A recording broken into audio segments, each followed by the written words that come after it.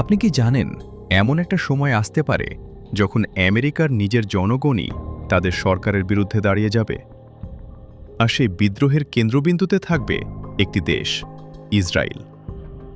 ভাবুন তো, পৃথিবীর সবচেয়ে শক্তিশালী দেশ আমেরিকা, কিন্তু সেই দেশের ভেতরেই এখন ধীরে ধীরে জমে উঠছে ক্ষোভ, অসন্তোষ আর প্রশ্ন। কেন? কার জন্য? আর কোথায় গিয়ে থামবে এই পরিস্থিতি? আজকের এই ভিডিওতে আমরা পুরো বিষয়টা খোলাসা করে দেখব, তথ্য, বিশ্লেষণ আর বাস্তবতার আলোকে। আপনাকে স্বাগতম টেকনো এক্সপ্লেন্সে। শুরুতেই একটা বিষয় পরিষ্কার করে নেই, এটা শুধু কোনো আবেগের কথা না, এটা এখন বাস্তব রাজনৈতিক আলোচনার কেন্দ্রবিন্দু।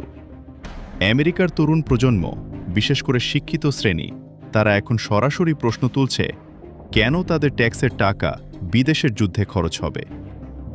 একটু খেয়াল করুন, আমেরিকার ছাত্রদের উপর ঋণের বোঝা প্রায় $2 ট্রিলিয়ন ছুঁই।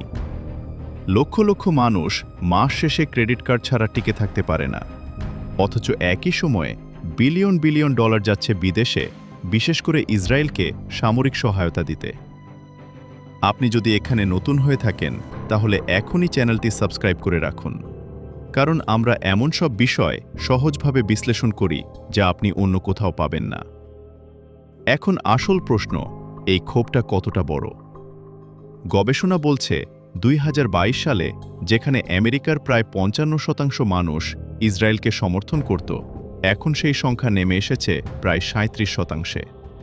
অর্থাৎ কয়েক বছরের মধ্যেই বিশাল পরিবর্তন। আরেকটা গুরুত্বপূর্ণ তথ্য, এখন প্রায় 60% আমেরিকান নাগরিক ইসরায়েলের বিরুদ্ধে নেতিবাচক মনোভাব পোষণ করছে। এটা শুধু সংখ্যা না, এটা ভবিষ্যতের রাজনীতির দিক নির্দেশনা। ভাবুন তো, যখন একটি দেশের সংখ্যাগরিষ্ঠ জনগণ কোনো নীতির বিরুদ্ধে চলে যায়, তখন সেই নীতি কতদিন টিকে থাকতে পারে? আপনার কি মনে হয়, এই পরিবর্তন কি সত্যিই বড় কোনো রাজনৈতিক ঝড়ের ইঙ্গিত? কমেন্টে জানিয়ে দিন। এখন আসি আরেকটা গুরুত্বপূর্ণ বিষয়ে।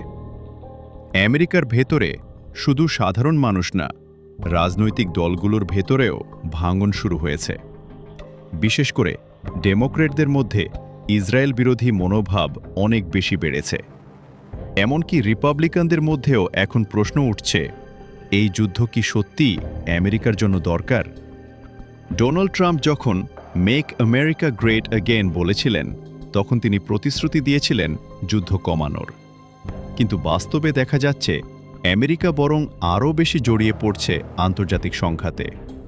এই জায়গাটাই এখন সবচেয়ে বড় বিতর্ক।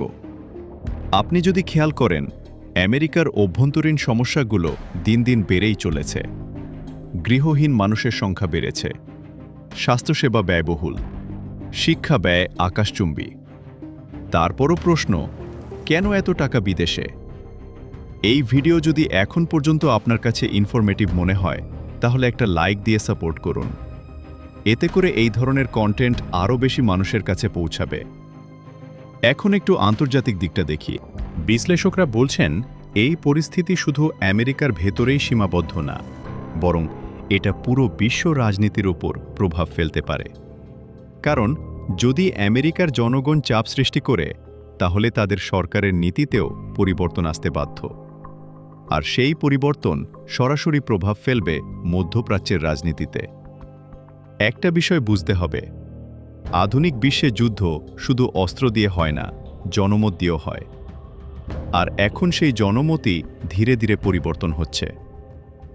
আপনি কি মনে করেন এই জনমতের পরিবর্তন ভবিষ্যতে আমেরিকার পররাষ্ট্রনীতিকে পুরোপুরি বদলে দিতে পারে?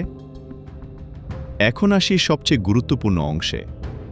এই পুরো ঘটনাটার সবচেয়ে বড় প্রভাব পড়তে পারে ভবিষ্যতের নির্বাচনে। কারণ যখন ভোটাররা কোনো বিষয়ে একমত হয়ে যায়, তখন রাজনীতিবিদদের সেই অনুযায়ী অবস্থান নিতে হয়। মানে, খুব সহজভাবে বললে, আগামী দিনে হয়তো এমন নেতার উত্থান হবে যারা এই নীতির বিপক্ষে দাঁড়াবে। আর এখানেই তৈরি হচ্ছে নতুন এক বাস্তবতা। টেকনো এক্সপ্লেন্সে আমরা সবসময় চেষ্টা করি আপনাকে শুধু খবর না, বরং সেই খবরের পেছনের বাস্তবতাও বুঝিয়ে দিতে। শেষ করার আগে একটা কথা বলি, বিশ্ব রাজনীতি এখন এমন এক জায়গায় দাঁড়িয়ে আছে যেখানে যে কোনো ছোট পরিবর্তন বড় প্রভাব ফেলতে পারে। আজকের এই ক্ষোভ, এই প্রশ্ন আগামী দিনের বড় পরিবর্তনের সূচনা হতে পারে।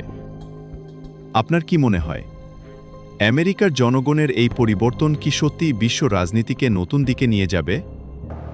কমেন্টে আপনার মতামত জানাতে ভুলবেন না। ভিডিওটি ভালো লাগলে লাইক, শেয়ার করুন এবং টেকনো এক্সপ্লেন্স চ্যানেলটি সাবস্ক্রাইব করে পাশে থাকুন। দেখা হবে পরবর্তী ভিডিওতে।